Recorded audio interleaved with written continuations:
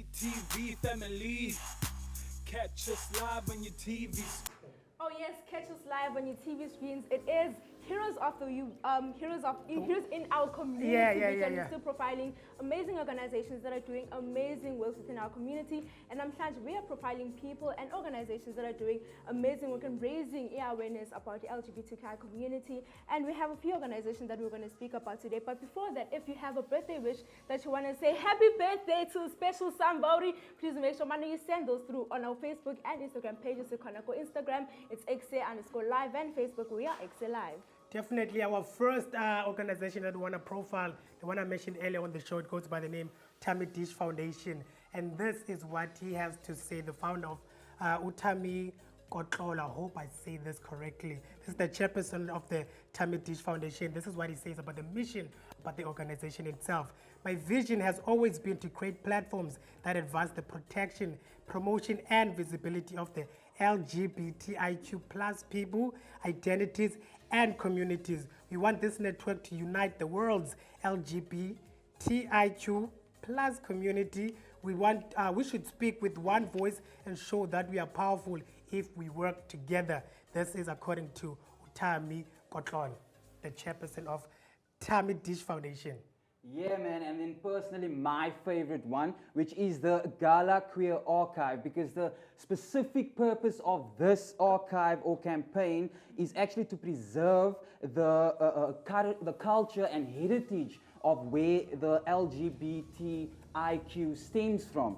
So the Gala Queer Archive is a catalyst for production, preservation, and dissemination of information about the history, culture, and contemporary experiences of the LGBTIQ people in South Africa.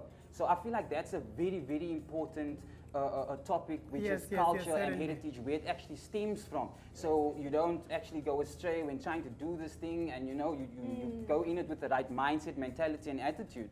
And people that are also taking up space within the media industry is the Gay SA Radio. They are a digital radio station launched in 2006 at the Pretoria Pride, and it offers content that is tailored to the LGBTQ plus community in South Africa. So it covers the interest of problems while simultaneously promoting a message of acceptance and love, which I really feel is something that is needed in our community, to actually accept people for who they are. If I say I am Mihlali, accept Mihlali as I am. Do not ask me a lot of questions about Mihlali, accept me as I am and love me. And also we have a gender dynamic, which was established in 2005, and it is the first registered African-based public benefit organization which focuses solely on trans and gender diversity within our communities. So shout out to those organizations for the amazing work that they do. I'm particularly excited about the Gay SA Radio. Yeah, I also would like to find out if maybe a straight guy can actually host maybe. I mean, that's what the radio station is there for, right? I don't know, yeah. They actually debate the situations and problems that people encounter while going on this journey. So the radio station actually does have a broad outreach on like how you can, it's almost like Ekse, it's like the best thing ever. I understand they also cover the lifestyle, also sports, not necessarily everything that it's encountered by the alphabet gang. So that's why I found maybe somewhere. As an ally, I think an important aspect is education, because through education people are liberated. So once we are all educated about issues that we face in our community, then it's going to open an even broader aspect of acceptance and love. But of course, we also have Utami Dish Foundation. Unfortunately, they're not in studio, but we have a clip for them that are going to be explaining about they're dishing so much knowledge and explaining the sexualities within the community. Which I feel is very needed though, eh? Yes, definitely. So you guys do not want to miss that. Stay tuned, Bukala Nancy, so that now we are the upper Ekse, something we're joined by Love Triangle after the Sunga Indao. Yeah. You must act in a certain way, and that's where gender comes in. Because if you further split gender, under gender you get what we call a gender identity and also a gender expression. So your gender identity would be, typically, I think the most commonly used ones will be a gender identity of either being a man, or being a woman. That's the binary of gender identity. So do you identify as a man or a woman? Some people might say neither by gender, or I'm gender unconforming, But typically a lot of people will say identify as a man or identify as a woman. And when you think about gender identity, is around your own idea of the self. It's about how you feel about yourself, how you identify yourself as. So typically society will say, because you're male, therefore your gender identity must be man. Because you're female, therefore your gender identity must be women. And for some people it's like that, but some people it's not really like that. Some people can be male-bodied, but then their gender identity could be something else. Do you get what I mean? So, and then you get the expression part of gender. Now, where we're talking about things like masculine or feminine, you know, or androgyny, you know, a bit of both, you know. So what are you? Like, what's expression? Are you masculine or are you feminine? And then thirdly, you have sexual orientation. Now, here we're talking about attraction. Who are you attracted to? You know, on more than one level, of course, not only just about sex. Who are you physically, emotionally, intellectually? Some people might like them physically, but they open their mouth and you're like, never mind, you know? So it's about, when you talk about sexual attraction, you're talking about who do you want to build a life with? And just to name a few, within sexual orientation would be like heterosexuality, which is when you are attracted to the opposite sex of yours, or bisexuality, which is me to attracted to both men and women, or homosexual, which is attracted to same-sex people. You know, that's where you get your gays and lesbians. So that's sexual orientation. It's around attraction. And then you get the last one, which is I think is one of the point about this conversation, which is around sexual pleasures. So number 1 was sex, 2 is gender, 3 is sexual orientation, number 4 is your sexual pleasures. Now all these 4 areas, they make up your human sexuality. So now when we come into the sexual pleasures, like I said, it's around your relationship with yourself, your body, maybe you also have with other bodies in terms of like sexual pleasure, sexual gratification, enjoyment in terms of like what these body parts do. And we've got different kinds of body parts that people use for sexual pleasures. And most commonly, people might say vagina, penis, the anus, and even in there, because if I ask a question a lot of times, list me body parts that people use for sexual pleasures. Typically, people go vagina and penis, and they stop there, you know. And I'm like, okay, give me more, and then they throw in breasts, and then they throw in hands. Nobody wants to go to the anus, you know. And I'm like, but why is it so difficult to talk about the anus as a sexual pleasure thing? And people go like, no, the anus, you know. Then the stigma comes out. Well, why is it so difficult to talk about sexual, the sexual pleasures of the anus? And it's because there's a lot of stigma around anal sex, because anal sex has been assumed as a gay thing, and that's where the problem comes. And what I found so disturbing around when they talk about anal sex, a lot of times people don't even protect themselves when it comes to anal sex. Because if you think about it, messages of safety around sexual pleasures and of safe sex is focused with penis and vagina. Nobody talks about the anus, and why? It's because people are uncomfortable talking about anal sex, because somebody decided that anal sex is sodomy laws, it's sinning, it's immoral, it's all those kind of things. But then kids are engaging in anal sex, and if you're not talking about it, when they engage in anal sex, they do it unprotectedly.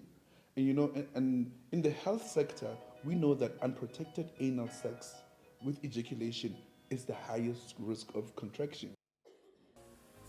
That's a very informative video, and I hope you guys learned a lot. As we mentioned earlier on the show, we are still profiling heroes of our communities, and today is no different. We are specifically targeting and trying to learn more about the Alphabet Gang. And right now in studio, the gang is shining, Silapa. We have the Triangle Organization.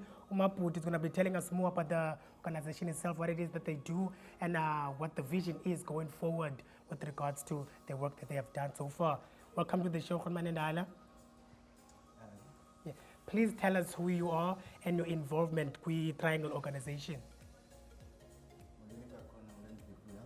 I'm from Triangle Project. Triangle Project is a human rights organization for lesbian, gay, bisexual, and transgender and intersex. We are offering services for LGBTI communities because of their experiencing difficulties in their communities because of their sexuality.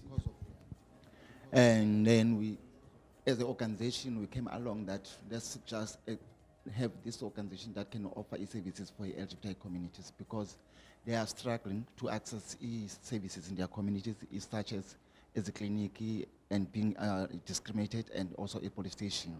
Now, as an organization, we try to advocate my rights for my LGBTI by sensitizing ilantuka amapolisa onesi, so that bakwazi uba babe ne-acceptance of LGBTI and tolerance for them.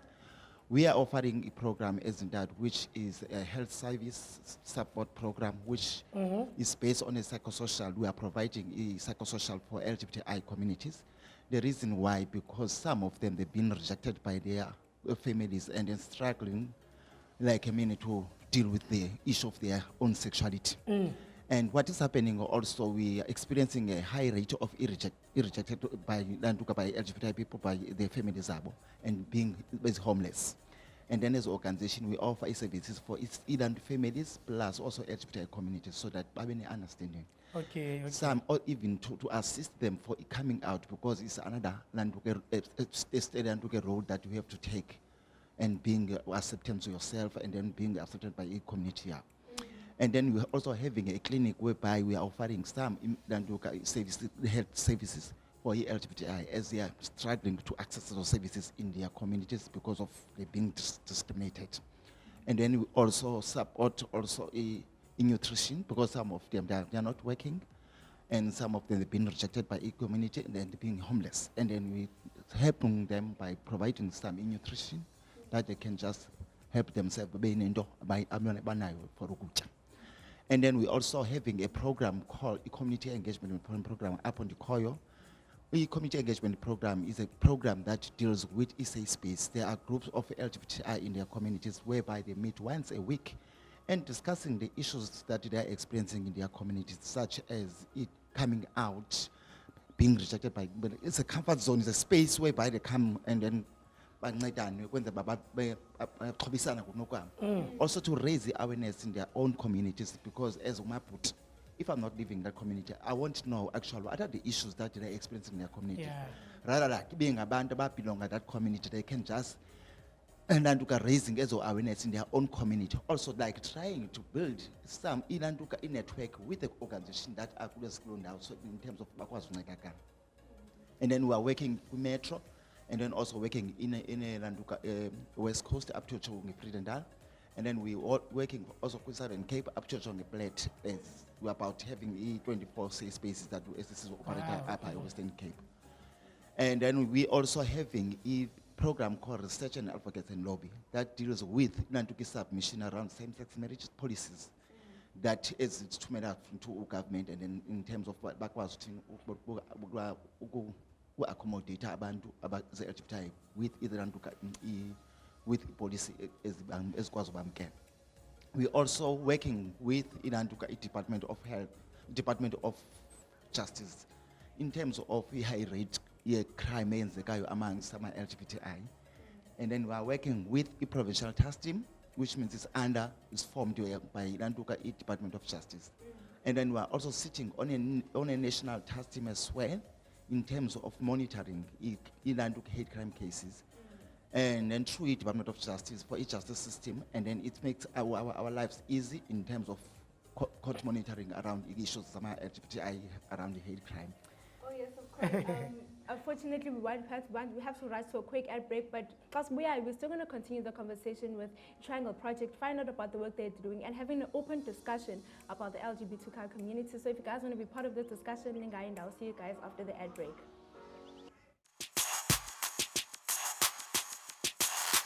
CTV family.